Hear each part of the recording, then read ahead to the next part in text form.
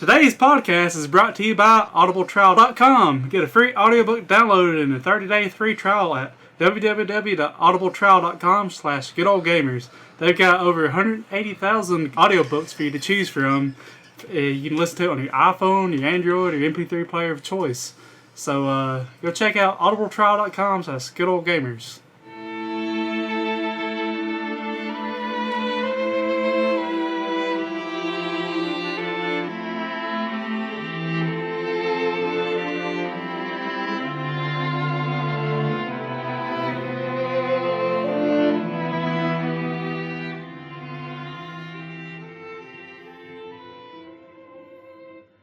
Welcome to the funeral edition of Good Ole Gamers podcast. I couldn't help that. That music was so sorrowful. Every song from that game is sorrowful. I just couldn't help but the funeral edition. No, welcome to the Good Ole Gamers podcast. I'm Lyle McClendon. I'm here as always with Brandon Gentry. Yeah, fuck yourself, everyone. Yeah. Especially you, Steve. Yeah. We got a couple new guests with us this evening. We got Mr. Steve Steverson. I'm Steve. He's Steve. Hey, Steve. Glad you're here, Steve. I'm Steve. He is Steve, indeed. Hopefully Steve will have some wonderful things to say to you. I think he will. Love you. We also have a first-time guest with us as well, Mr. Colin Cox. How you doing? Long-time fan, Mm-hmm. first-time guest. So, we're putting these gentlemen through the fucking ringer, I guess. Yeah. A good old Welcome to the Gamers pits. podcast. Yeah. To the good old ringer. What's the day? It's September 19th, Good call. I forgot about the day. 2015. Year of our Lord.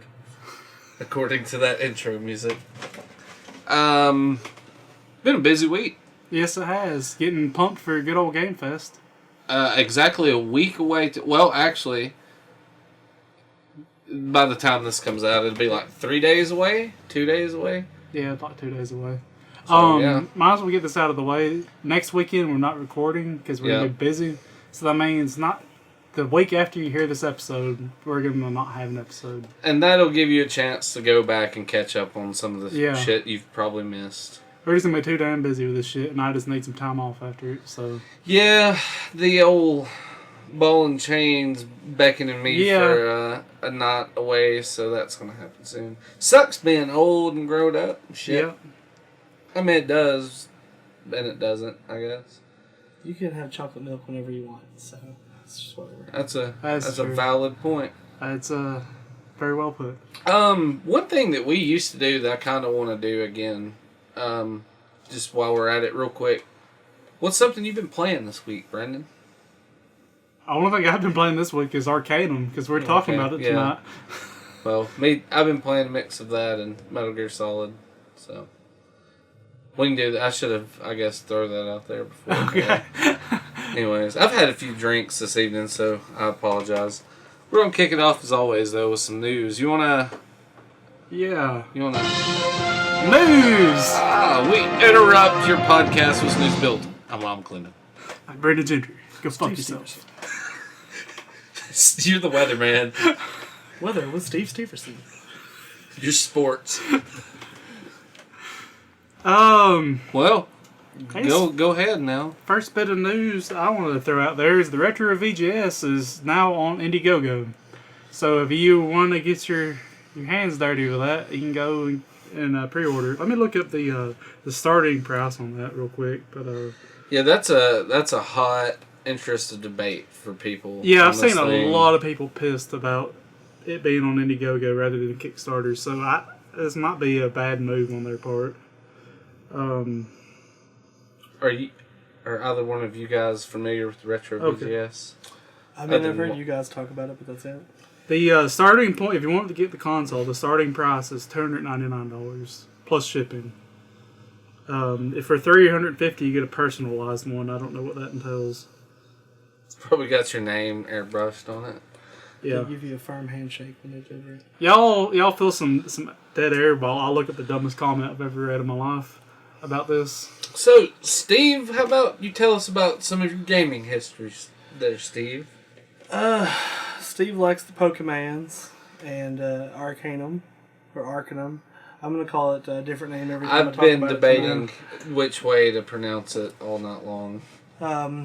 Mostly the RPGs. Pretty much anything where you can turn invisible, throw fireballs at people, and run away screaming.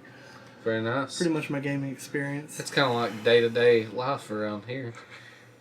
What about you, Colin? What do you like playing? I'm kind of a mixture between RPG and strategy games. I've been playing a bit this week the new Total War, Attila on the PC. And I also like the RPGs, like you said, like Oblivion and Dragon Age. Nice. One of the pretty newer ones, I'm guessing. Arcanum is probably one of my first old school RPGs I've played in a long time, at least. Speaking of Dragon Age, I spent like 3 hours trying to fuck that Morrigan chick. That was pretty much the whole reason why I played the game. And after that, I put the game down and never played it again. I have it, and I got about 10 hours in, and then GTA 5 got released, and I went back to it. And I'm fixing to start a Dragon's Age game again, though, and try to work through it. GTA and Metal Gear Solid 5 have just had a nut hold on me. Like, GTA 5 is becoming an addiction to me completely. I joined a crew. I got kicked out of my crew the other night. Like of activity or just douchebags? Kind of a mixture of both. They were pissed off because they were like, "Man, you should get on and play tonight. Let's run some heist, bro. Run some heist, bro." And I'm like, "Motherfucker, it's 11 o'clock. I got a thing called a job. I'm at work right now. I can't." And they're like, "Well, we live in British Columbia. It's early here." You know, I'm like, "Well, must be nice." So I noticed they booted me from their Kick group, which is a text messaging app. They booted me from that, and they declined my patch, my crew emblem. So I'm just like, man, I'm gonna find them on the map and just start rocket launching fucking motorcycle people to death. Alright, I found the dumbest comment I've ever read in my life regarding this Retro VGS. Like I said, it's on Indiegogo. A lot of people don't like Indiegogo for various rather illogical reasons. Mostly due to the fact that when you pledge to Indiegogo, they immediately debit your account or whatever you use for it. Which, I've never donated. You pay for it right then. Yeah, I've never donated to Kickstarter. I assumed from the beginning that's what that was. I'd rather it be like that. That's why you don't own any companies. Yeah. I mean, I'd prefer to pay for my shit up front rather than, I think I paid for it, then 30 days down the road, I'm like, oh, I got $300 less than I thought. Huh. But anyways, they've went to Indiegogo instead of Kickstarter. And a lot of people were pissed because of that. And this guy says the problem is not whether you see any of it or not up front. The problem is not everyone has $300 to plop down immediately. I was intent on contributing to the early bird special on Kickstarter, knowing I'd have some time to gather the funds. Now I do not, and therefore we're going to miss out on the early bird special prices and not likely be able to pay the regular. $300 is pretty much my limit on these things. Okay, if you can't pay for it up front, and if you're not going to pay for it later. Well, he says he can't gather up the $300 by the end of the campaign. Okay, how the fuck were you going to buy it on a Kickstarter, you dumb sack of shit? And so many people are pissed about that kind of shit. I mean, come on. I don't understand it. Well, I think people would rather get, I'm kind of looking at it like, what was the fucking Android console that came out last year? Ouya? Yeah. Like, Ouya, that fucking game stick I have on my shelf up there that's like DOA. All that shit, those are all Kickstarter projects.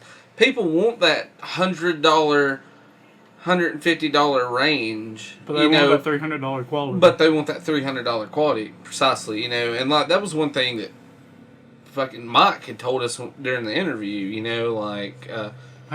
the Retro VGS interview earlier.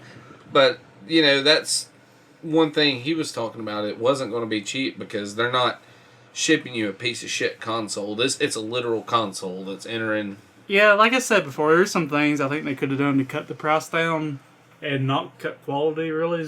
Like I'm going to make an idiot of myself trying to think of the process. Something like PGA or whatever special processor it has that can emulate other processors. It's cool factors through the roof, but functionality, like how many people really make games specifically for the Genesis that they just want to port over for this? Yeah, there's like a few homebrew people here and there, but I don't think not enough to facilitate. No one's going to take advantage of that. Yeah. So now everyone's looking at this as a way to play like the indie titles you'd play on PC, basically, like Songbringer's going to be, and Super Meat Boy, I imagine, would probably come to this at some point. They're going to say it as a $350. Gunlord, didn't Gunlord get announced? Yeah. They're going to say it's a $350 console to play the games that they can already play, so, it's going to be a niche market the kind only of cool thing. thing Like that I did say that they did with that processor is they're releasing adapters so you can plug in your old games on top. So I guess that's pretty cool, but Retron 5 is cheap enough as it is if you really want that functionality. Yeah. So yeah, I mean, it is what it is. What you think about the Retro VGS, Steve? Is Pokemon going to be on it? No. I don't think a lot about it, though. I'm pretty sure there's going to be no official Nintendo titles on this. No. It'll all be indie projects. You had me at no Pokemon. Do you buy any consoles without Pokemon? Honestly, I bought an Xbox to play Skyrim. But, that's pretty much the extent. I'm a Nintendo fanboy. He fucked up. He should have bought a PC. I mean, I kind of have a shitty laptop. Does that count? No. Oh, so I didn't think Colin's a master of the PC Elite race. He's the PC Master Race. Mm-hmm. So we kind of got like consoles versus PCs. Yeah. Eat a bag of dicks. Peasants. Yeah. Peasants. Well, Super Smash Brothers, so... Brawlhalla. Super Smash Brothers. Brawlhalla. It says it right on the box. It's got fucking Ryu in it. Let's talk about it. That's a Street Fighter game, though. They were on several Nintendo Fucking Street consoles. Fighter. Star Fox Zero has been delayed. I didn't know that. Nintendo's since you're talking about Nintendo, they're undergoing like a big company structure change, they're ushering in the new people since, Shigeru. no, Since the head honcho died. yeah, since that lovable figure for Is it Nintendo Miyamoto? died. No, Shigeru Miyamoto is the guy that made, like Zelda and Mario. He's a high up for the company. That dude was like something Itawa. Something, like I that. don't know. Anyways, yeah. Speaking of Nintendo too, they dropped a new patent for a new controller. Did they? And it's like the Wii U gamepad, but slimmed down to like this big. And it only has a B and an A button. Huh. That's it. It's got some sort of new shoulder buttons too that they slide or something. I don't know what to think about it. It'd be something for NX, I'm assuming.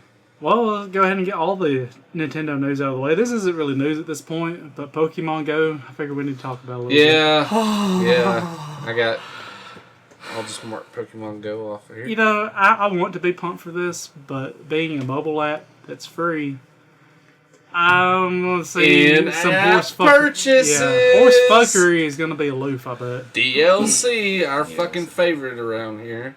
And is the world really prepared for Pokemon players that get out and do stuff? Like, I'm not prepared for that. I don't want to go into Walmart and see some guy like chasing down a Mewtwo or something. Oh God! You won't be alone. No, there's be herds of them. What are you doing here? Like, I wanted to see what kind of Pokemon I could catch in my lawyer's office. Get the fuck out! Have you guys seen any the Tumblr comments about Pokemon Go? Nah, I don't do Tumblr. Well, they're all over Facebook, but the premise is it'll be like one of my favorites is you wake up in hell and you see Satan and he's like, "Hey, you're not ready to be here yet." And you say, "Bitch, there's a Giratina in here," and Satan's like, "Oh my God, let's go." That's pretty much how all of them go. But Pokemon. I want to wait till I get my hands on it. And they got the little special watch thing that lets you know when you walk by one. You're going to have for your GPS on for this thing, which is a battery-sucking, data-sucking resource hog, but... Yeah. It turns your phone into Pokemon. Yeah. I don't think it'd be probably the safest thing, because, I don't know, I can just see kids, say New York City running down, oh, there's a Pokemon down that alley. They walk down that alley, they don't come back. Yeah.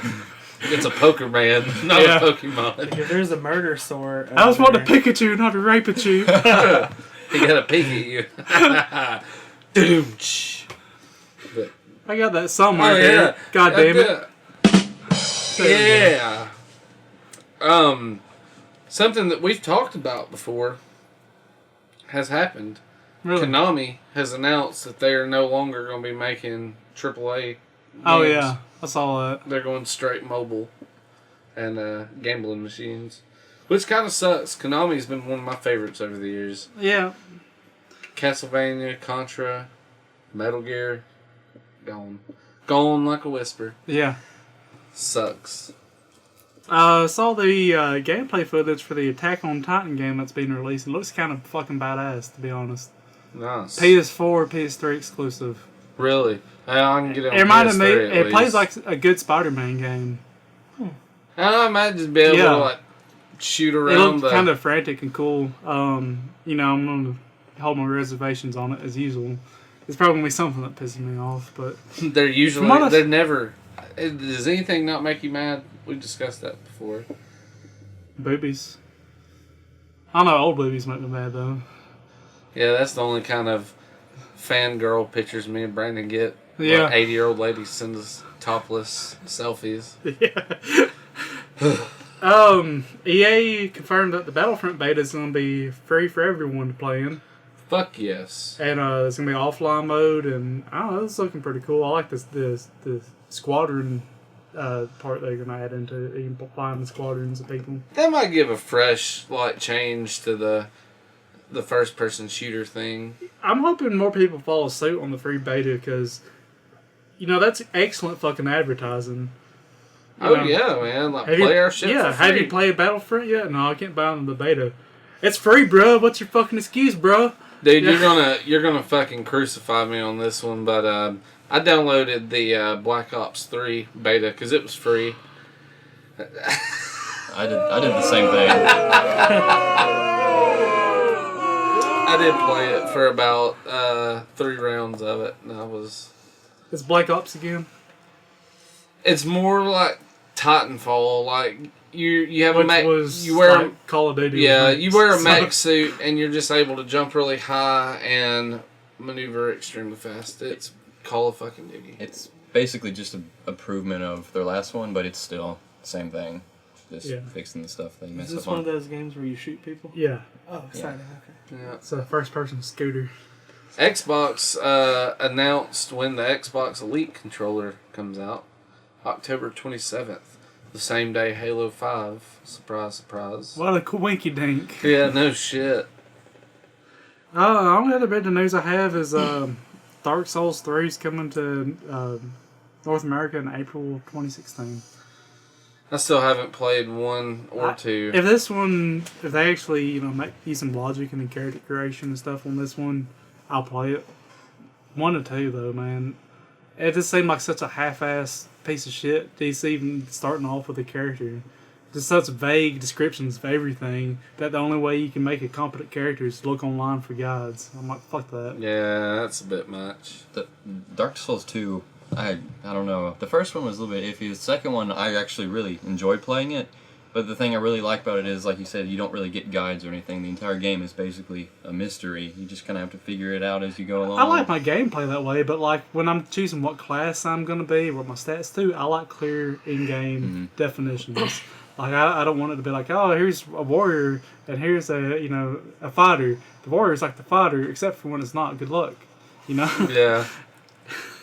You need detailed explanations. Yeah, I like I'm a D&D player like Steve. I like to know what my shit does. I always incorporate a little bit of min-maxing. I'll go for a theme with my characters, but I want my character to be as efficient at that theme as it can be. We're going to do a Dungeons & Dragons episode at some point. Oh, yes. Because that's something I could get down on as well. I actually know a little Like bit me some about. D&D. Yeah. We need to have a D&D game when not. Yeah. Get some people over. This table would be perfect. I didn't mean to say. You better be sorry. I am! Damn it. Yeah. Okay. But So, so that's it for news. Yep. You want to do the Vault's Game of the Week? Let's do it. Vault's Game of the Week is Mario Party. N64. N64 original. I probably traded and sold way too much shit to get that game as a kid. Me and you we've lost blood playing that Yeah. fucking game. The tug of war game, like where you have to rotate the thumbstick in a clockwise motion. Me and Brandon literally wore holes in our palms playing that shit at his house. Lost some controllers doing that. Cause Yeah. you wear the shitty joystick on the N64 controllers. You get enough They've of that been white white powder to like cut it out in lines and snort it if you wanted to. Like, get a hit of this, bro. Make you the sickest gamer, bro. I know, like every day I call it Video Express. Y'all got Mario Party in yet? Nope. Okay. Y'all got Mario Party in Me yet? and you both like saved up and bought that game. I remember. How was it? You got the extras through like gumball capsules? Yeah, wasn't something it? like that, like the gachapons or whatever. Yeah, and I remember that whole summer. By the end of the summer, we'd unlocked every fucking mini game, every like little statue you could get. Lost some blood. Mario Party is a great game though. Yeah, it is. You can get it down at Vault along with any other game you want. If they How don't much have is it, they Mario get it. Party one right now? You know, Probably like $45. Really? It's not. It's held I its figured it value. held some value. I didn't know it would be that high. I still got my box to mine somewhere. I don't know where. That's a game that will be. There's another Mario Party going on, and since we're talking about Vault and all that, they'll be there as well. You can come check out Vault at Good Ole Game Fest. Yeah. 1 week from, well, we didn't discuss this. September 26th. Yeah, thank you. Fucking thank you. Yeah, come down. Coleman Civic Center, 10 a.m., 11 p.m. Fucking tournaments, Super Smash Brothers Melee, Mortal Kombat X are the big ones. Nidhogg, Sega Bass Fishing, Brawlhalla, Pokemon. Gonna have a few arcades, Oculus Rift, few demo setup, few vendors table setup. Yeah. Gonna have a free screen of King Kong that you can watch or glance at, whatever. Come see us. The big prizes for Super Smash Yeah. Brothers Melee, $150 gift card and a big ass bitchin' trophy. To Vault, by the way, the Yeah. gift cards Gift are. card to Vault. Pokemon has a $100 gift card to Vault, and Yeah. Mortal Kombat X does as well. Yeah. And these Brawlhalla and Nidhogg are going to be based off the amount of entries. Yeah. You get a pretty sweet statue. Yeah. You get a Retron Trophies. and a Mario for the Mario speedrun, and a Sega Genesis and trophy as well for the Sega Bass Fishing Tournament. Yep. So come out and see it, and door prizes. We're going to be giving away a couple Genesis, a couple PlayStations. Hookups, games, ready to go out of the box, all tested, all works. Yeah.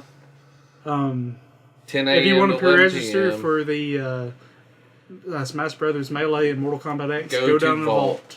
The trophies are on hand at Vault too. If you want to get a gander at some of the loot, you stand a chance to win. You can pre-register for Pokemon too, but you have to do that on our Facebook page because pre-registering gives you the benefit of making your own custom team, and I got to know that so I can make it before the tournament. I'm gonna put another post on the Facebook and everything about that.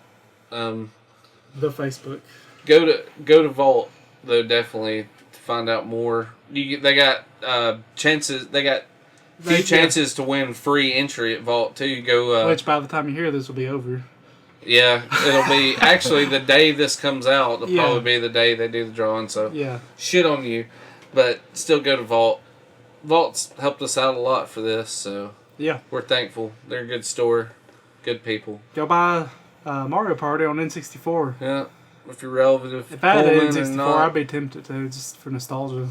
I'm gonna throw it on at Game Fest. We might have to take like a 5-minute break from everything and play a couple mini games.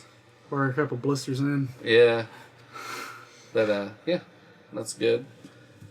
What do you wanna do? Rage Rant? You wanna spice it up? Then I'll cool us off with Arcade Taking a break Arcana. from video games for a minute for Rage Rant.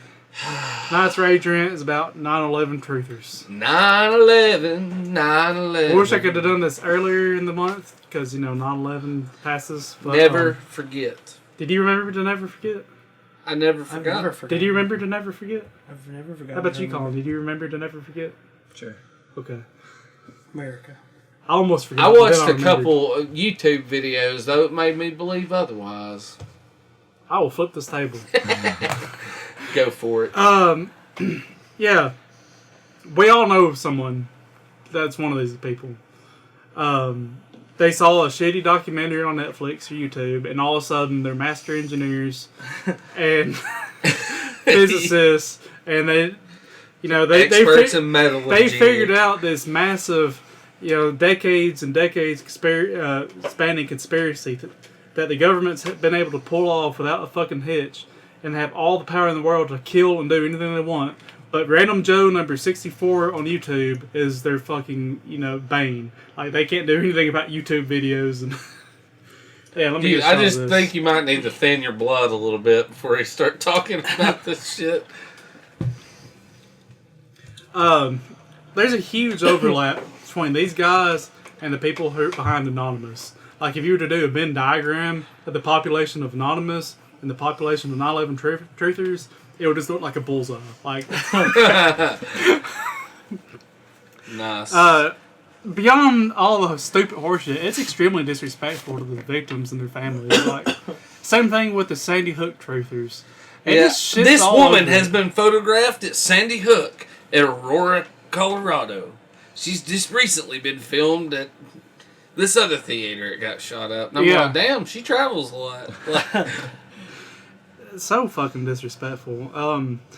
Beyond the science part, what fucking motive did the government have to do this? Especially when it comes to like, they demolished the Twin Towers after the planes hit. Why? Fucking why? If they really want to pull off some conspiracy, pay some guys running some planes into the buildings, and that's fucking it. You ain't got to demolish it. It gets the fucking job done. You ain't got, whatever message you're trying to convey or pull off, that would have been reason enough for the Iraq War anyway.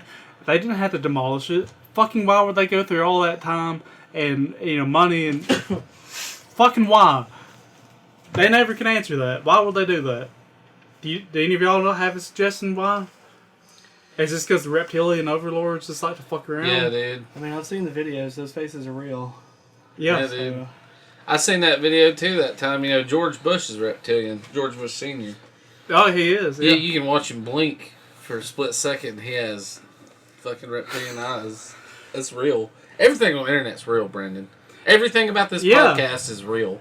I always hear people, You really? They're like, but Brandon, jet fuel can't melt steel beams. Fuck you, doesn't have to melt it. God fucking damn it. You hit it metal, it gets weak. It's already been taking out half the fucking building with an exploding goddamn plane. And you weaken that metal with a fire, of course it's gonna collapse. It's a goddamn miracle it didn't collapse immediately. You fucking idiots. I'm pulling... Just keep talking. I'm pulling something up right now to go along with what you're talking about. This is something I seen posted on Facebook that I was telling you about, where I was like, this guy's an obvious expert in metallurgy now. And I was like, last time I went to see him in high school, like, he couldn't figure out how to fucking change brake pads on the car. Then they're like, Brandon, though, the Twin Towers, they fell at free fall. That means it was demolished. Fuck you, it didn't. You watch the fucking video, you see different parts of the building falling at different speeds. Guess what? That's not free fall. Hey, this is it. Never forget, steel beams melt at 2,750 degrees Fahrenheit. Jet fuel burns at 1,500 degrees Fahrenheit. And the WTC was designed to withstand the impact from a Boeing 707, which causes 10% more damage than 767s that hit the World Trade Center. Wow. And I just remember, special kind of stupid. Some probably was pretty much like, this is wrong science, why are you believing this? And then they're just like, well, the perfect conditions of the maximum temperature that can be reached by hydrocarbons. I don't know anything about that shit, so I'm not going to read it off and try to sound smart. Alright, anyone who doubts this, go get you a piece of steel, go get you a blowtorch. Heat up the piece of steel, now bend it easily. That's how it fucking works, you idiots. Just, god damn it, why?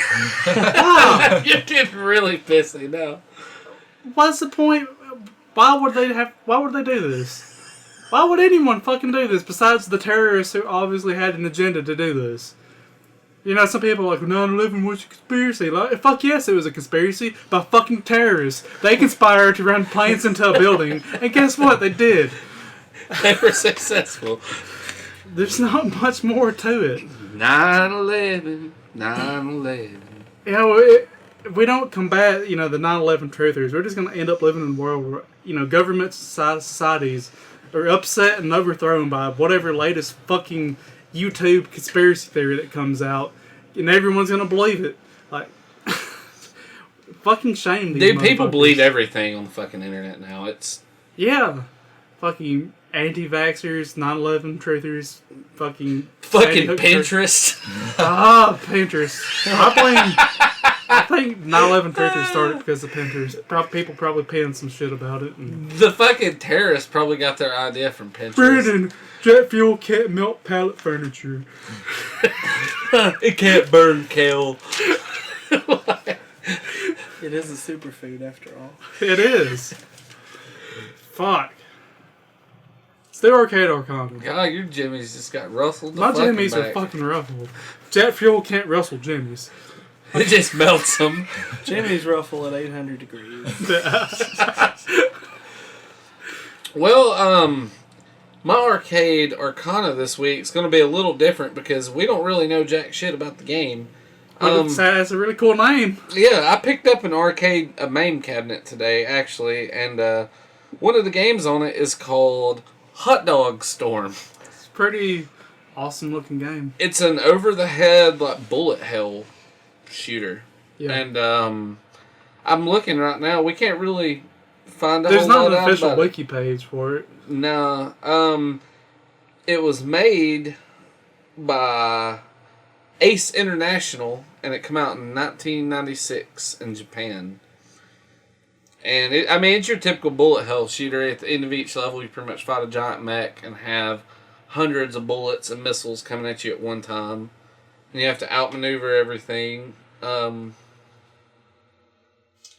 game has Marble actually is the company that come out with it. The game has nothing to do with hot dogs. With hot dogs Or storms. or storms. No. It's a vertical shooter. That's what I was trying to think of. And it was... Boy, I'm doing bad at this. You are doing horrible. Dude, I can't find shit about it. I've done told you everything about it. It's a fucking vertical shooter bullet hell game. Named Hot Dog Storm. That doesn't Named Hot explain Dog at Storm. all why it's named Hot Dog Storm. Look it up on MAME. You can get it on MAME and try it out. Yeah. That's literally all I can find about it. Like you fire up the game and it has like a picture of a big hot dog. It's Hot Dog Storm. And then you go to playing like it's a spaceship. Blowing shit up. maybe the guy's like having to travel through space to get to Earth to buy a hot dog because they don't have hot dogs in space. And he encounters like a fucking storm. I don't fucking know. Maybe Just he's flying checking out on his MAME. spaceship to Space 7-Eleven. And, all the shit just happens. It's right past when you Pluto. get blazed, you do what you gotta do for a good hot dog. Yeah. I don't think I would travel like 900 light years for a fucking hot dog. 7-Eleven was an inside job. You think time moves slow when you're stoned normally. Try driving 900 light years like away while you're fried. It'll never happen. Time would slow down too because of relativity. Yeah. Science. Yeah.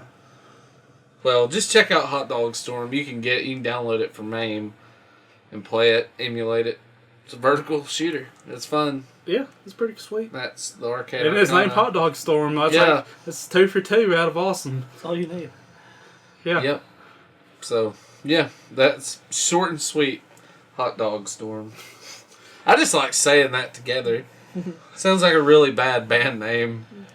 We are Hot Dog Storm. Straight out of Britain. Sounds like what I went through one night when I got really drunk and woke up in a room full of guys. I was really sore after that. Thursday? Huh? Are you talking about last Thursday? Steve, come on. Oh shit, they can hear us. Yeah, everyone's gonna hear it now. I can't edit this. Jet Fuel can't edit podcasts. That whole room smelled And it's like burning wet at dogs, 9,000 didn't degrees. it? Whole room smelled like a wet dog, didn't it? Yes. Ugh. It was a soup kitchen. Oh, God. That's fucking horrid.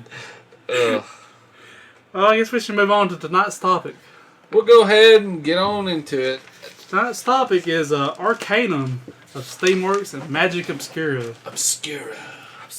It was it's published by Sierra in 2001, but it was developed by Troika Games, their first game as a company. And I don't think they made too many after that. They have a logo of Abe Lincoln, I noticed. They're the former developers of the original Fallout games, which makes a lot of fucking sense when you play. Dude, this game plays like a weird... This game's like a weird mixture of like Baldur's Gate and Fallout. Yeah. Man, best fucking music in a game like this. So that's what we opened with. I'm going to play another little clip real quick. Funeral music. Yeah. This is the theme music of Tirant, the biggest city in the game. All the music's real beautiful and sorrowful. And tonight, Virgil tells you to give a ring to a young man. Oh, man. Tragedy befell him. Everywhere he went, darkness. He grieved with him. Okay. That was enough of that. Let's just kind of meander through the game, because that's how you play it. The character creation, the choices simply... Like, the background choices is what blew me away with it. When you make a character, you can choose... You start off male or female. Number of different races. It's like human, dwarf. Yeah, the races heavily impact your gameplay. Because like me and Colin, I was a half-ogre, he's a half-orc. I'm a halfling. People hate half-ogres and half-orcs in the game. Some of them will damn near attack you as soon as you talk to them. Really racist in the game towards half-ogres and half-orcs. That's because you're scum. That's true. I mean, they are inferior. Only the high elves. But the amount of fucking backgrounds you can choose, like the backgrounds you choose affect your gameplay from minute amounts to majorly. And a lot of them were very humorous. One of my favorites is "Beat with an Ugly Stick." Yeah. It says you're ugly. There's no other words for it. Raised by snake handlers. Yeah, raised by snake handlers. Ran away with the circus. I chose troll offsprings, and it's like the gods frowned upon you at birth. What was your character's name? My character name was a half ogre named Amos Moses. Nice. Yeah, I was a half ogre, demon summoning badass. My character's name was Cuckold Grimwallace, and he was a halfling ladies man. How's your character, Colin? His name was Oracle. Nice. That was great. Yes. What about you, Mr. Stevenson? I don't have a really cool character name. Mine was named Halbaron, and he was a wizard! An elf wizard. What kind of wizardry did he get into? Did he ever do like the time manipulation, spatial manipulation shit? The coolest thing I ever got was invisibility. That's a pretty awesome spell, though. I was owning everything at that point. And I studied a lot of conjuration, like summoning stuff. I remember the only time I played through the game as a pure 100% wizard, I did the time spatial manipulation shit. So I had teleport, which is awesome to get around the map on. But there's like a time slowdown spell, which it basically works like haste, which is awesome. I think I had that too. So many ways you can make a character. The whole world is basically set. It's kind of a steampunk game, but kind of not. That's a technology era it's in, but it's a world coming out of magic and going in towards technology. And magic and technology are at odds with each other. It really made me think of Final Fantasy III for SNES. Yeah. It's like, not gameplay wise or anything, but just like theme wise. Yeah. Kind of like the steampunkish magic, magical powered machines. Yeah, pretty but much. here it's the opposite. Yeah. Like the polar opposite of that, because Magic's replaced machines, right? no, machines are replacing magic, because you don't have to be a wizard to run a machine. So obviously the general populace is like, machines! Boo. Rise of the machines. But they were at odds with each other, because one would cause the other one to malfunction. Extreme technology would weaken spells, and extreme magic would weaken technology, or just cause it to malfunction. Like if you were a heavily magic character, you couldn't ride trains in the game, because the conductors would test you when you try to get on the train. He'd pull out his pocket watch, and if it started going haywire, it's like, you're too magical, you can't get on here because the train will explode. So it's pretty sweet the way that they pulled all that shit off. Your character has a meter that you see in your character sheet that shows you how magical or how technological you are. and things like that, the items you are equipped with and your skills and shit you learned in the game affect that. It's incredibly complex, like Yeah. on the like the character stat screens and stuff in this, because everything really does fucking affect everything. Yeah. The game does have some balance issues, but once you get up to about level 15, you stop exploding instantly in combat. It's a difficult That game. happens to me every day. Yeah. It's a really difficult game, but it's worth playing through it. Just because of the amount of different ways you can play through the game. I beat the game 4 times, almost hit 5. I didn't quite finish it this time. Every time I've done everything a different way, and there's still so many ways. I still have people tell me about shit I haven't done yet. It's got a huge replay value to it. So many different ways you can go about doing anything. Well, I've started the game over. I started over twice because I think I kind of. You told me I'd fucked up pretty much. Yeah, you had some guy impersonating one of the main characters in the game. Yeah, and I gave away the ring to this guy, and you're like, well, I'm pretty sure you got screwed. So I went back and started again. And pretty much this next time I did the things I needed to do, but I just went around pickpocketing and prowling a lot. I prowled around a lot. Like so you start off the game, you're on the IFS Zephyr, which is a Zeppelin, and it gets attacked by orcs flying some little like steam powered like propeller fighters. It looks like fucking Pearl Harbor. Yeah, that's what it looks like. So it crashes with you, and you actually hear the remark later that like no one had seen these fighter type planes before. It was really odd, especially to have orcs driving them of all things. In the intro, they actually crash into it because they don't know how to fly. Yeah. They're just crashing into each other. Yeah. There was a conspiracy there. Yeah. The IF Zephyr was inside. There's no way the air that was combustible inside of that blimp. Yeah. Air doesn't combust when orcs drive into it. Everybody fucking knows that. But the crash is near the only survivor. You find another survivor in the intro video, and it's a man who's a gnome, in quotes. I'm putting that in quotes for later. He just tells you this really vague mission. He gives you a ring. It says, you must find the boy and give him the ring. He's coming back to destroy everything and everyone, talking about some great evil. So that as soon as you get into the gameplay, you're approached by a man in a robe named Virgil.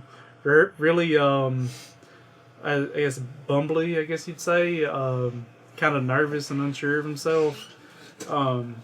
But he is a new member to the Punari religion, and he's convinced that you're this guy called the Living One, which is the reincarnation of an elf named Nazruddin. And the game does a really good job of like pulling the bait and switch on that later on. We might get to that eventually. I don't care if we cover the entire game. I just kind of want to meander through everyone's stories because we've all done it a different way, I'm sure. I think all of us probably started off in that cave in the north on the first map. You gotta go to the shrine on the way out. Where you have the dead guy in there, and he's like, "Oh, I've been cursed. I can't move on to the afterlife because me and my buddy went and stole his stuff from a priest, and he cursed us or something like that." I eventually we killed the priest the first time me and you run through it, didn't we? No, you went and killed the guy's buddy. That's right. And brought the artifact back to the priest. That's right. If you're power gaming in this game, that's how you do it, because you actually get a permanent blessing from that. I could have been a half ogre evil bastard. I killed the priest, killed the guy's buddy, and went back and told the dead guy to eat a dick. How do you go about that, Colin? I did I went to the priest and I actually believed his story. Went and killed the guy's buddy and took it back to about the good way. Mm-hmm. And you see the priest freshly dug a grave for his wife and son, where they had killed a son in the robbery, or killed them in the robbery. So I'm pretty sure the priest was the right guy there. Yeah. The only thing he wanted back was that sacred artifact, and if you bring it back to him, you get a blessing. But yeah, your main goal at this point in the game is to go to Shrouded Hills and find Elder Wakim, who is one of the higher ups in the Punari religion. What's some of the things you did in Shrouded Hills, Lyle?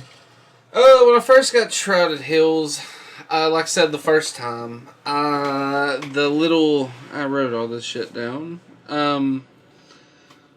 The little bastard that kept, that was impersonating. I'm trying to think of the dude's name. Yeah, Preston Radcliffe. Yeah, William Radcliffe. Yeah. He was the first time I gave the ring to him, and then when I started over again after your advice, I pretty much told him to eat a dick. I went to. See, here's how I knew you fucked up. Besides the fact that I beat the game 4 times, I'm gonna go ahead and spoil that'd be this. That'd be a good. He's a gnome, and he says, "I'm the brother of that guy."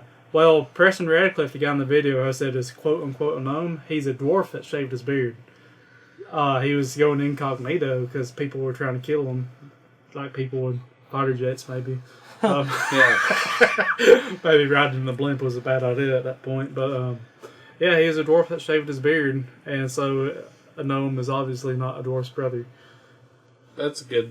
See, I would have never pieced. I'm terrible at RPGs. I would have never pieced that to fucking together. Well, you at that point you wouldn't have known it anyways. It's later in the game you find out he's a dwarf. I ended up going to the guy that identifies like the strange goods.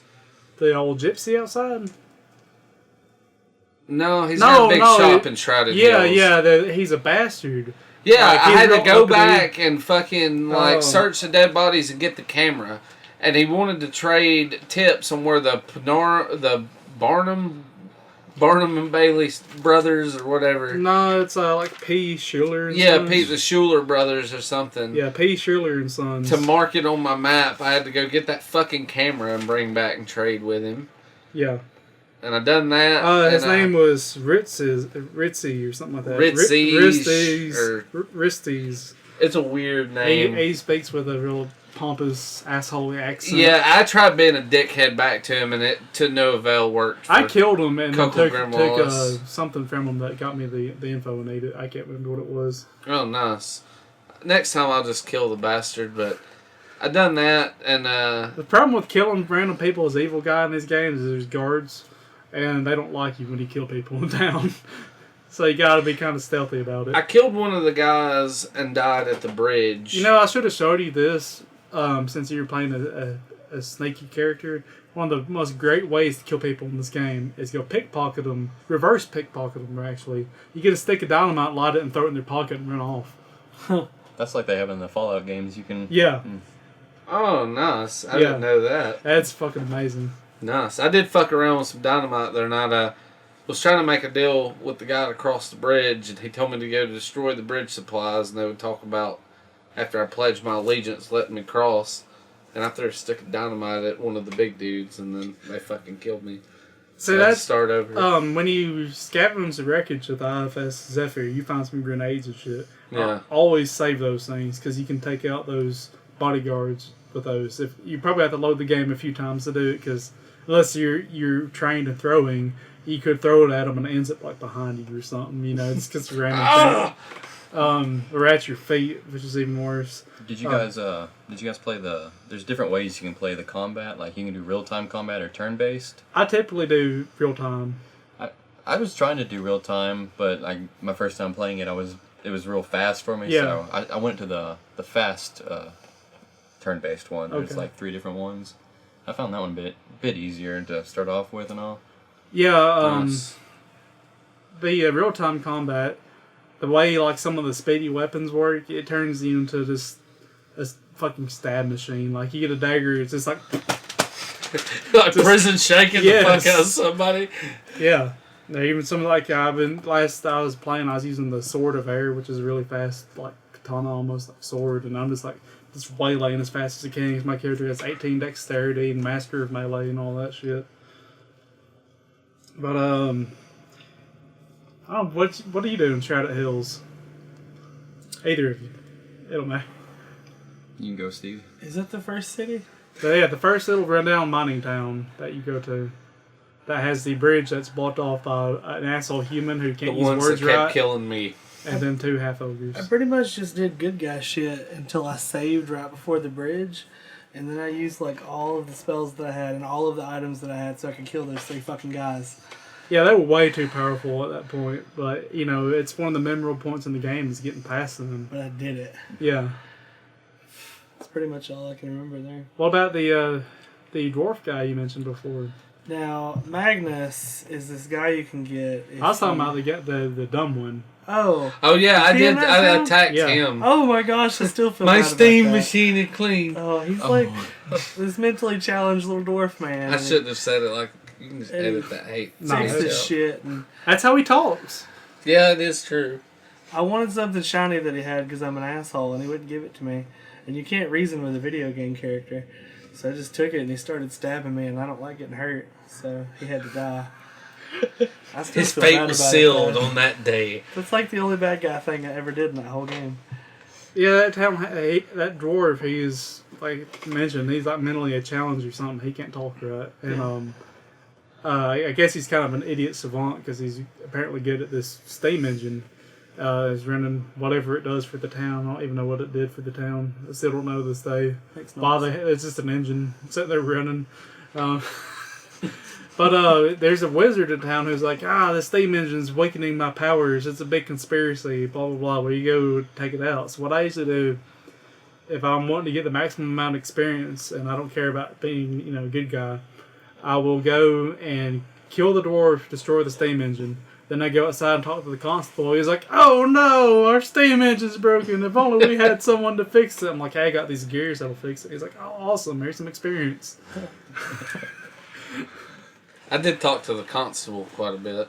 Yeah, Told him constable about has the a crash. handful of shit. I was like, "You better summon up the dead body cart and Yeah. go up on the hill." There's death all up on them hills. Yeah, once you play through the game and you realize like the entirety of the story, you realize going around telling everyone you survived in this crash is a bad idea. Because everybody knows who you are then. Yeah. That's kind of like if you're a Because fucking coke dealer going around town being like, "I sling the meanest dope in town." Like, oh, well, I'll put that in memory. Did any of y'all follow or do anything with the Bessie Toon's mine? Mm-hmm. I didn't. Did you? Aren't there a bunch of little retard guys in there? Like goblins or The something? kites, I think it was full of wolves and a couple golems. Spiders. Never mind. Spiders. I hate golems in that game. The breaker weapons, it sucks. But yeah, there's a mine in this town, which is what the main source of income in the town was. It used to be a silver mine that dropped and then dried up, and they just went to straight iron, and then the iron started going bad because there's a ghost in there.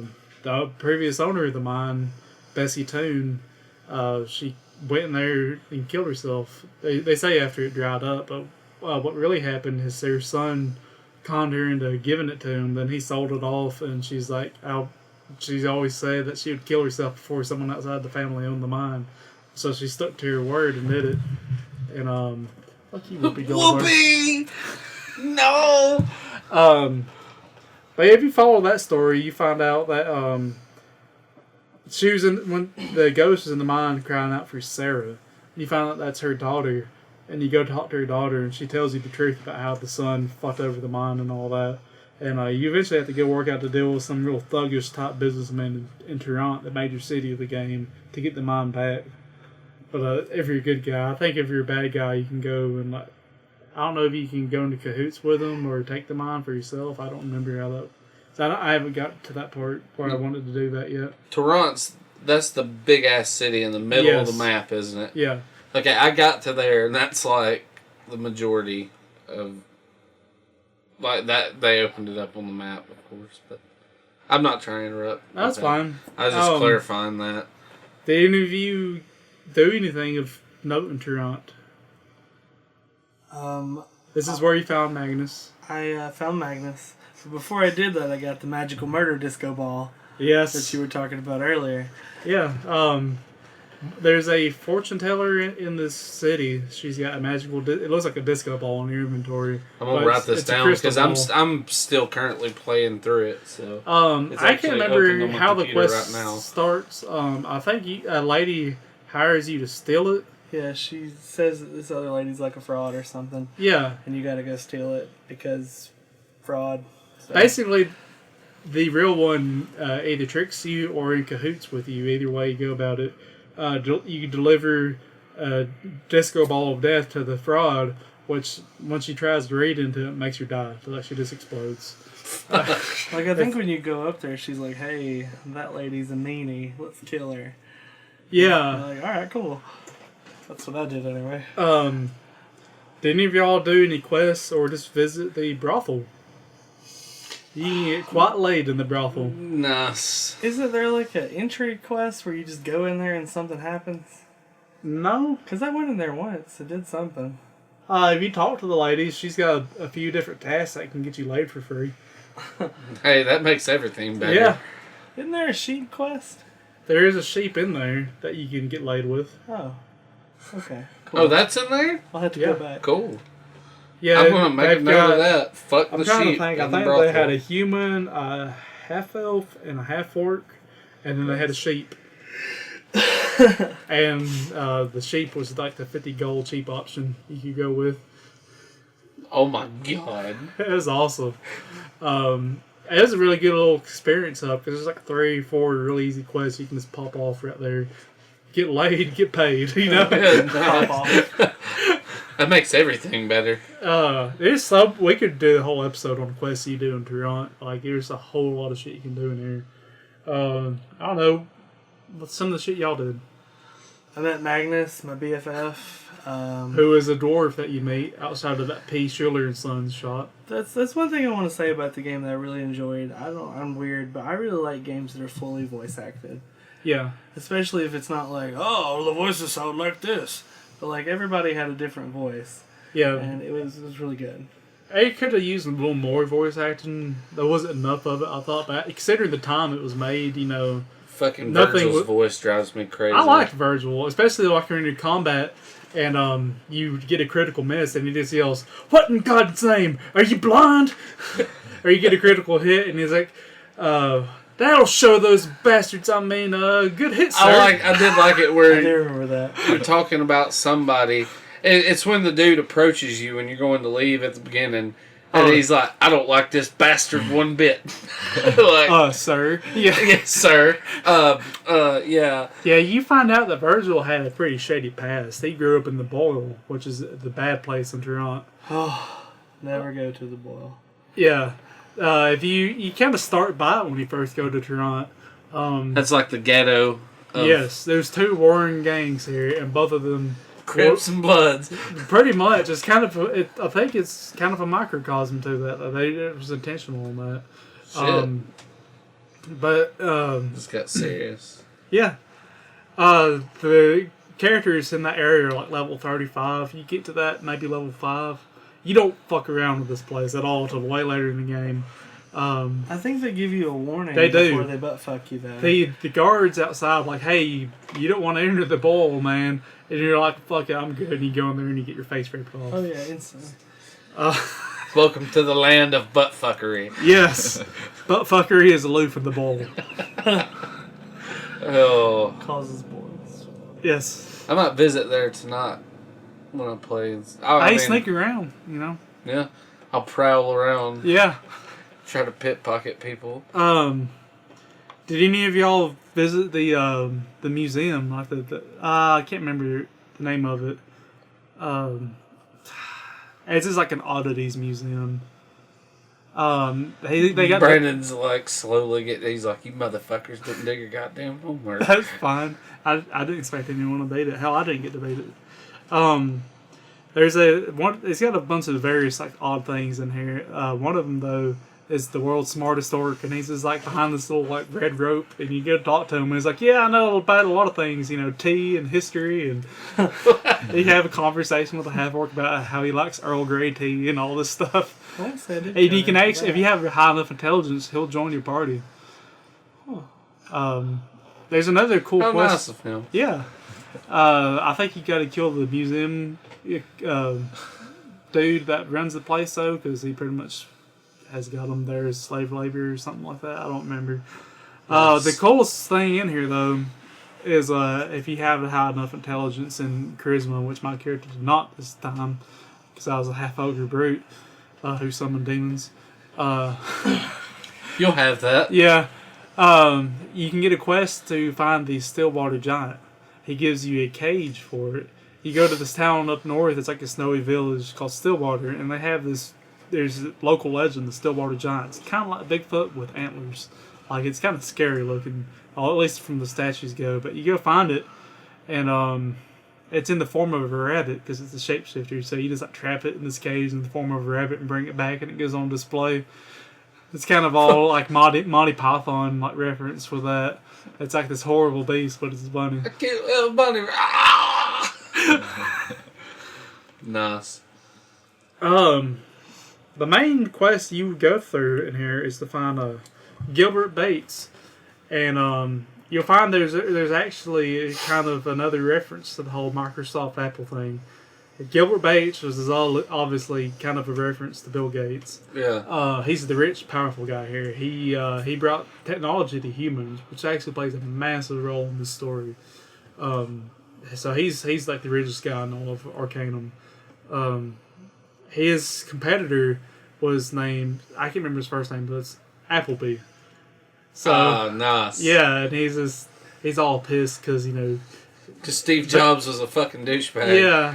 He's living in squalor at this point, running a shitty factory, and talking about how Mr. Bates basically stole all his opportunities, all the typical Apple butt hurt.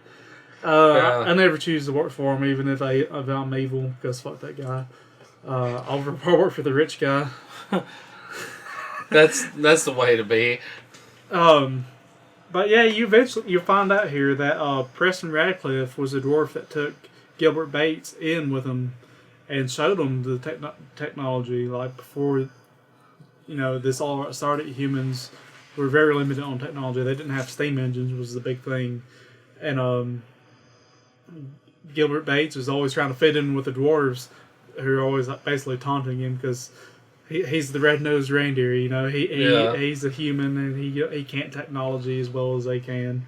So he takes the steam engine that they set aside because they thought it was useless. He ends up making a water pump for a mine out of it. Sells it to a human mine that's kind of a competitor, and it starts a whole shitstorm that kind of sets into motion a lot of the story.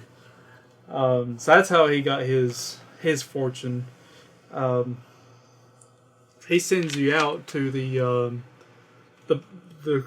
Black Mountain Clan, I believe it was. Really hard dungeon at this point in the game, full of golems and shit. And if you go and attack golems, they're rock golems. If you go attack them with a sword, it breaks the fuck out of your weapon. As being a demon summoner as it was, I got lucky where I would just back up, summon a demon, and let him break his fist on it. Nice. Yeah. The fucking golems are hard as shit. The whole place is trapped to shit and back. Every 5 steps, you're hitting a trap and having to stop and heal up. And if you're a thief, would be excellent in there. So when that's one thing that Cuckold Grimwallis is all right at doing was disarming traps. He cuckolded the trap. Yes, he did. I guess we skipped the P. Schaller and Sons in Toronto. That's the place you're supposed to go and find out about that ring. You go to their business front, and it seems like a really high class, fancy business where they deal in jewelry and other things like that. And the guy you talk to, he won't let you go talk to P. Schaller and Sons. And he pretty much tells you to fuck off in a fancy way. So you have options. Thou shalt fuck thyself. You can you get the key from him and go sneak in there, or you can do like most people and just kill him. I killed him obviously because I'm evil. And you go into the basement, and admittedly, something's up because it's just. There's a weird feeling in the air. Yeah, like zombies mainly. You go in there and it's full of rats and zombies, and a stench. You go down further and there's all these undead dwarf workers doing their shit, and there's 3 necromancers, which are P. Schiller and Sons. They run in the place, and as far as I know, there's no peaceful way to get the information you want from them. I've tried a few times. I've always ended up killing them. They had some decent loot in there too, so kill them. And then after I kill them, I go back and I kill all the undead dwarves because they're easy and they don't gang up on you. And it's for experience. So. Yeah, I mean, why not? If you can rack it up while you're there, Yeah. fucking lay waste to all of them. Which I want to add is something this game is great about. There's almost no grinding in the game. Like, it's just this... As you go, you level up pretty well. That is one thing that I will love about it, because that's one thing that turns me away from RPGs is having to grind. There's only one constantly. spot in this game where I ever kind of grind because it's such a good experience spot that I can't help but do it, because I can like go beat my meat and come back and I got experience. Nice. But there's a town Ashbury you go to, and it's got a graveyard that has a zombie problem. I'm gonna write all this down. There's always zombies popping out here. And at this point in the game, you're typically high enough level where zombies Like are... one hit or two? Yeah, they're not a threat at all. So you can go and just leave your character there. You go take a piss, beat your meat, whatever you got to do, come back, and you've got like a level or two. So, Nice. of course, you run the risk of dying too. That's always a possibility, but, know what you're doing. It's not like you can't restart. Yeah. I also want to mention in that town, while I'm on the subject of Ashbury, the best companion you can get in the game is in this town, whose name is Worthless Mutt, because it's a worthless mutt. But you go you make a beeline north in the town, and you see this gnome kicking the shit out of a dog, and you pretty much go talk to the gnome and tell him to fuck off and stop, or you kill him. And he's like, "Here, have the dog. I don't even care." And that dog is such a fucking badass. He starts off a master melee, which is like the top end of what you can be in your melee skill. He just wrecks the shit out of everything. He doesn't count as a follower, so even though he is a follower, he doesn't count against your slots. So if a normal character can have 2 followers if you don't have really low charisma, so you can have 3 with him. He can't carry items, but fuck, he kills everything. So why? Yeah, you ain't got to tote shit when you can just fuck everything up. And he's a reference to dog meat in Fallout, which is another dog you got as a follower. That's cool. But unless you know about that, chances are you're going to be walking through Ashbury and you're going to see a random dead dog laying down there. I'm going to write that down, Worthless Mud, as well. Yeah. I'll recruit him. Really recommend Worthless Mutt. Great fucking companion. There's another good companion you can get in Shrouded Hills, Sog Mead Mug, half ogre. The drunk guy. Yeah. Yeah. All you have to have is 9 charisma and he'll join your party. Like, he don't care what you do, evil, good. He's just along for the ride and a drink, Nice. Really good fighter you can have on your team. It's the lovable old drunk Yeah. that'll fuck you up. I've been talking. What's some of y'all's stories? I have been killed several times running around just trying to randomly pickpocket people. That happens. Cuckle Grimwallace isn't the best of fighters, I've learned.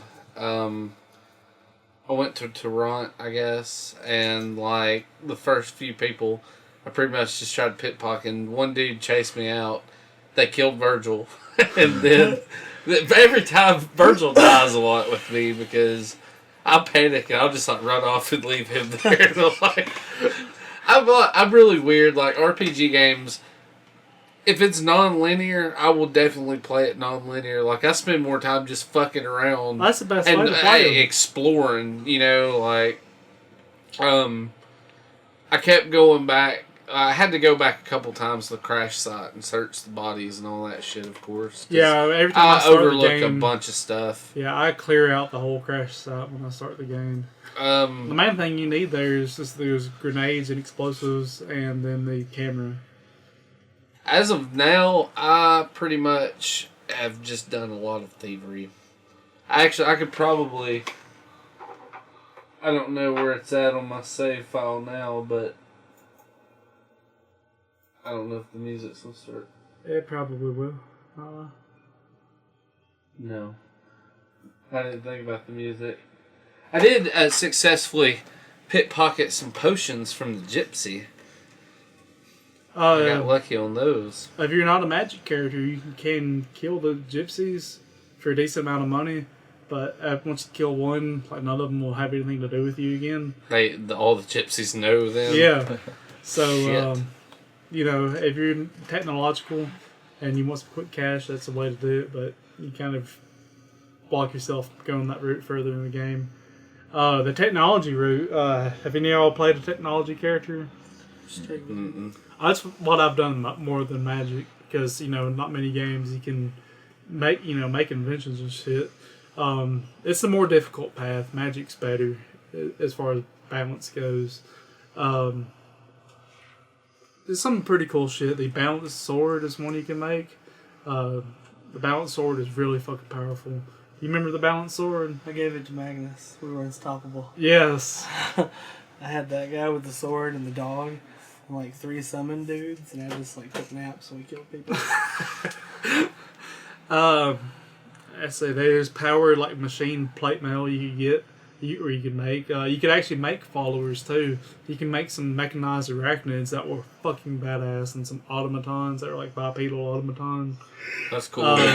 There's regular arachnids and there's medical arachnids, which will, I guess, bite you and heal you. I don't understand. Yeah, I don't understand how it worked. You can make, I think there's Tesla rifles you can make to shoot things with electricity. It really wasn't that great though. Pyro axe was another. I like making the guns and just shooting the fuck out of stuff. Yeah. Until you get the recipe to make bullets though, using firearms as your main weapon sucks shit. Because you'll be in a dungeon like I got 10 bullets and half the dungeon to go. Fuck. Yeah. I guess I'm using this fine steel dagger. Definitely limited kind of deal. Once you can make ammo, it becomes a lot easier in that aspect. It's not the cheapest thing to buy, but the technology route's pretty damn interesting to go down. Just because as you level up, you can spend points on new schematics and learn new things that you can make. Whether it be new healing salves or explosives. God, explosives in this game are so fucking good. Like we mentioned, pickpocketing with dynamite. Yeah, that's something I'm gonna try. Dynamite will open anything in the game. Any chest you want to get into, dynamite. It's the ultimate lock picker. Nice. It'll just sometimes destroy the shit in the chest though. So that's locksmith for a future. Yeah, dynamite. That's also a favorite way to kill people. Is they're being in bed asleep. If I want to kill them without getting the guards on me, I'll just throw some dynamite by their bed and walk off. And my God, what's happened here? So if you don't, as long as you don't get caught around them, you can get away with it, right? Yeah.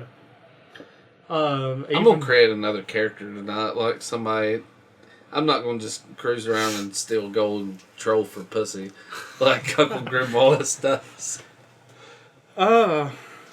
Y'all got any other stories you want to share, or want me to continue with the main plot? I mean, I've never played the main game. I would like to know about the main plot. Okay. I guess, how far along are we now, Law? We are an hour and 13 minutes in. Yeah, we'll start wrapping this up. So, you go and you find out, after you talk to Gilbert Bates, who's the one who had that ring that you have, you go find out that the Black Mountain clan was banished by elves for sharing technology with humans. So supposedly they were banished to the Isle of Despair. So you go to the Isle of Despair and there's no dwarves there, curious enough. You come back and you go and explore the Will Clan's mines after that. And you come to find out that the elves were the ones who banished them, and they didn't banish them to the Isle of Despair. They banished them to the Void. The Void is basically outside of its existence. That's where they send all the bad guys that they've had to deal with. Bad place to go. So it's fucking Outworld, pretty much. Kind of. Let's see. You eventually find out that all this was kind of a conspiracy set up by a man named Kurgan. Kurgan is in the Void, and he's the father of necromancy, black necromancy in the game.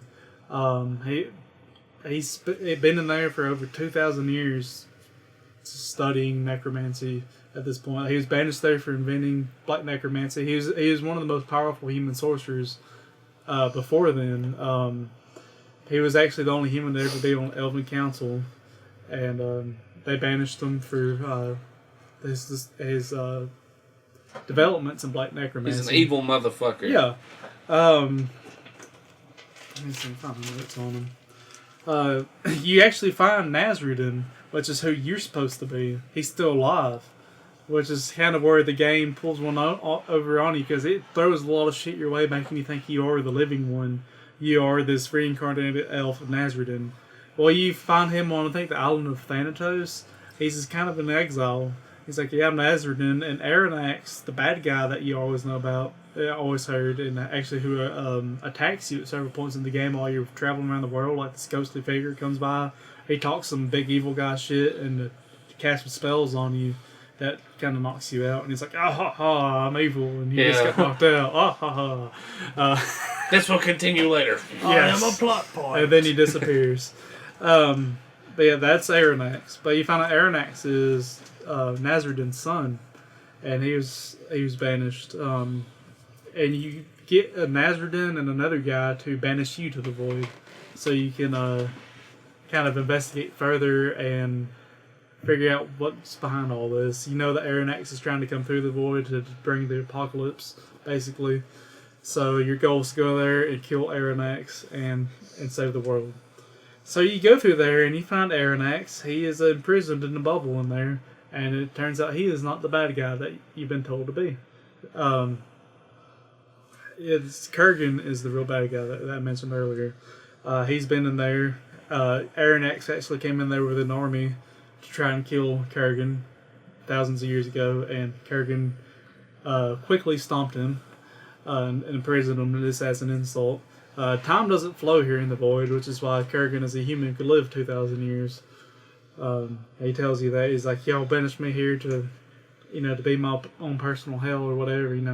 I've been here studying for 2,000 years. He talks about how he's seen the great liquid oceans of the dead. This is basically where souls come to die. Is in the void. So he comes to the conclusion in his isolation here that life was a great mistake of the function of the universe, and the only way to fix the mistake is to end it all. So, yeah. Naturally. Yeah.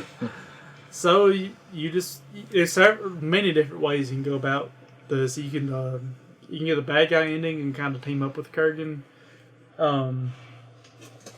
At one point in the game, you go to this to Vendigroth, which is like the old, extremely advanced technological civilization that's no longer around. You get this thing called the Vendigroth device, and I can't remember the description of it because I didn't get there in time this time. There's very little information on this game on the internet as far as that shit's concerned. But I'm pretty sure it's meant to like render your soul from the world. Like, it's a badass device you don't fuck around with. Like the end all be all kind of deal. Well, you fight Kurgan, and he turns into this big, like, mother alien-looking thing. And once you like beat him down hard enough, he goes in this protective bubble and starts regenerating. And it's then that you use the Vendigroth device, and it plays this little real-time movie clip. It looks badass. This little like round thing opens up, and like a million different like needles just come out in straight lines and just like pierce him and expel his soul. It's badass looking. Fuck. And that's pretty much it. There's a number of good guys and bad guys. Like, they're called legends. This is basically shit that's been banished by the elves along the years that are in prison here, and they'll join your team. Some really fucked up monsters. I think there's a reptilian dragon-looking guy. There's a George Bush. This is swamp man-looking guy. Aranax is another one who joins your team temporarily. And I think they'll join your team regardless of your companion slots. Also, the best weapons in the game are in here. If you are fucked up and you don't have the Vendigroth device, there's a sword in here that can kill Kurgan too. Those are the only two ways you can kill Kurgan. The Vendigroth will obviously, like I said, fuck his shit up, but the sword will also kill him while he's in there. It's just not nearly as cool. Yeah. I don't want to give away all the endings because I'm still in the process of playing through it. But man, we could sit down and talk about this for a long fucking time. But I think that's about it. We could do a follow-up episode, because I want to get deeper into it. Me being a piece of shit on top of being sick and having Game Fest issues, I haven't got to invest near as much time as I'd like to. Me either. I didn't get to beat the game, and I knew what I was doing. So I have played it enough to kind of figure out where I'm going and how to manage everything at least. It takes me a while to learn how to play an RPG though too. I'm much more of a Mario's like my favorite game. So I mean, Best RPG ever. Yeah. Well, Mario see, RPG is pretty I'm sweet. terrible at Super Mario RPG. I have it, but I've never fucking beaten it. But yeah, that's enough for your Arcanum tonight. If you like computer role playing games, fucking check it out. Hey, if you're a listener and you might like to snag a copy, hell, holler at Brandon. He might could Yeah, put well, you. I could show you a way to get it Yeah. illegally. Oh, I shouldn't have said that, should It don't matter. I? You gonna cut it real quick? No, Okay. Fuck because we didn't say anything it. Yeah. real bad. He was just gonna tell you how to play it. Yeah, I'm just gonna show you how. I'm not gonna give it to you. Yeah. I'm not gonna distribute. Yeah. You can get off Good Ole Games for like $6. So, Nice. man, it'd be so awesome if they eventually did a sequel to this. I'll have to see that come about, but I don't think it ever will. You never know. It's got a shit ton of fan mods and stuff, so fan made quests, things like that. So if you're really into the modding stuff, there's a good community out there for it.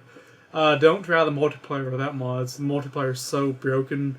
Like you'll get off a boat, and then all of a sudden, like a couple skeletons will shoot like 10 million arrows at once at you and kill you. It's just bugged. Shit. So you need some mods to play multiplayer at all. But yeah, that's it, man. Very nice. That's Arcanum. Very nice. You should be very informed by now, at least enough to get it and play it. Yeah. It's fun. It's cool. Just the sheer amount of shit you can do. Like, being non-linear. Y'all got any closing comments on Arcanum? Balance, sword, and Magnus. That's all you need. And the dog. Worthless mutt is Worthless not mutt. worthless. He's a good mutt. Also, Yeah. fuck spiders. Fuck golems. I'll take spiders any day. Fuck slow ass Unless they're little mechanical spiders, because they'll break your gnomes sword and their just as steam well. machines. Fuck them little bastards too. I don't give a shit how clean it is. Fuck you. Everybody's racist. Yeah. Game's very racist toward... So it's centered in reality then. Yeah. Yeah. It's kind of like present day affairs. Yeah. Well, we don't have any questions. They got to shit with the shit. Fuck, I forgot. Yeah. Yes. It's time for Brandon's shit! Or the shit. This one's short and sweet. Ubermosh. If y'all check that out any. I've heard of it, but I haven't. It's like I want to say $3 or $4 on Steam. Not much. It's this old school 2D, like 8-bit looking graphics, top down bullet hell. You just play some lady. You start off with a sword and all these random monsters that coming at you. They all have guns. You kill them. You can pick up their guns. The cool thing is the sword she has deflects bullets. So not only can you cut up the monsters, when they shoot you, you can deflect. But when you pick up a gun, you don't replace your sword with it. You still have your sword. So you left click and right click go between sword and gun and shooting your gun. Nice. So generally you'll end up clearing out mobs of monsters, and then when a bullet comes to me, I deflect it with my sword. That's kind of the main way you play through the game. You got really amazing music for the game. Like it's not music that I would go and listen to outside of the game. But in the game, like It's enjoyable while it you're really playing gets it. you into that groove of killing the fuck out of these monsters. Nice. It's only got a handful of guns, but the game's made to be very simple.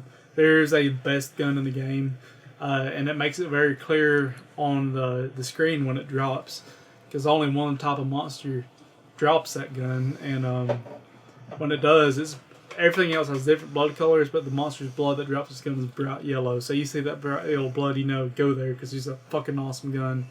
Nice. Before that, all the other different guns, when you touch them, you cycle. You'll get a different gun. You just pick it up and drop your old one. But when you get the best gun, you keep it, so you don't have to accidentally worry about accidentally losing it. The best gun is basically a giant scatter laser gun. It just hellstorm of bullets just wherever you click. It's awesome. Nice. It's very, very fucking frantic. I think I would like each it. game is only 90 seconds if you can live that long, and you kill as much as you can kill. The normal mode of the game, you get hit 3 times and you're dead. There's different modifications of the game you can play. But they refer to them as classes, which like one of them will be you can only get hit once, but Yeah. you start off with the best gun in the game. Another one's like you get more life, or you can get hit more, but you only have a sword. Things like that. For the money, man, you can't fucking beat it. Every monster's the shit. Well, I'm glad to hear you end that on a good note. Like, yeah, past couple ones have been shit. Been shitty. Yeah, Hearthstone and Neverending Nightmare. Yeah, Hearthstone, you really have a genuine hatred for that game. I was talking to somebody about that last week. We don't have any calls this week? No. Oh, hold on. I just saw my phone blinking. Let me see. Or do we? Nope, it's my woman. So, we don't have any calls this week. I need to start getting in the habit of throwing that up on Friday. Like, so people have a full day to see. I know we're expecting a couple calls, but we just haven't got them in yet. Maybe next week. Yeah. Hell, I guess how about It's kind of, yeah, we're sorry, y'all. It's kind of, we've had a lot going on for getting prepared for Game Fest, so. Yeah. Like we said earlier, just remember we're not going to have an episode next week. We'll be joining you the weekend. There might be a chance that we get on Skype together and just like wrap up what happened at Game Fest. I don't know. Yeah, that we might be could cool. do like a little 30-minute mini-sode or something, like a recap. Yeah, but it's not going to be a full episode. I'm going to try to film some of the event, put on the sweet. YouTube channel. So, I mean, that could be cool. Yeah. Next weekend, Coleman Civic Center, September 26th. Be a couple days after you hear this. So. Yeah, $10 entry. The paid tournaments have prizes. We might have a few free ones that don't have prizes, depending on how many people want to play what. We're going to have a bunch of consoles, some arcades, some Oculus Rifts, and some new stuff. Mario Maker. We're going to have a copy of Mario Maker on hand with 5 custom Good Ole Game Fest levels that we're going to challenge you to work through. The one I made will make you want to punch your fucking dick in the dirt. Because to literally tell you, the one I made was a dungeon level. And you run straight across, and it's all blocks on the area you have to jump land on. But there's a sequence where there's about 80 of the little flying squids above you. And then if you manage to clear all of them and get past the spikes, there's 4 Bowsers that you have to jump over and run across. You might literally be Satan. I might do it. People might stroke out at this shit. Like, not in a good way. Yeah, I wanted to make like a near impossible level. But if you go left at the beginning of the game and jump up, there's an invisible like vine that just takes you easy mode to the end. Like, that'd be badass. We're gonna have all that shit though, and it'll be a lot of fun. Yeah. We hope to see everybody. If you want to check, keep up on the Game Fest updates, check us out on Facebook, Facebook.com/Good Ole Gamers Podcast. Check out goodolegamers.com. We got a few Twitch episodes we've recorded. We're going to eventually get into that more. Twitch.tv/. We're on YouTube now. We're on YouTube, which is basically what you're listening to now. We're on Stitcher. I need to stay on top of SoundCloud, but we're using the free SoundCloud account, and it sucks dick. We're on Audible? No, Can we we're say not that? on Audible. They're Audible sponsoring us. Sponsored by Audible. Okay. Go to audibletrial.com/goodolegamers and get your free trial. 30 days for free. You get like 2 audiobooks with that. It's pretty badass. Audible's awesome. Well, that's about it then, isn't it? Yeah, that's it, man. We'll be coming back at you in a couple weeks, so be ready for us. We'll have a pretty big episode lined up when we come back, because We'll have to have our guests back sometime. Definitely. Steve and Colin. Yes, thank you both We for might joining talk us. a little bit that time. Yeah. Maybe we'll do a subject that, like, is it so arcane? Play some of that sad bastard music. Let's see what Play some you more of did that there. sad bastard music before we go. From all of us here at Good Ole Gamers Podcast. Game over, man. Game over.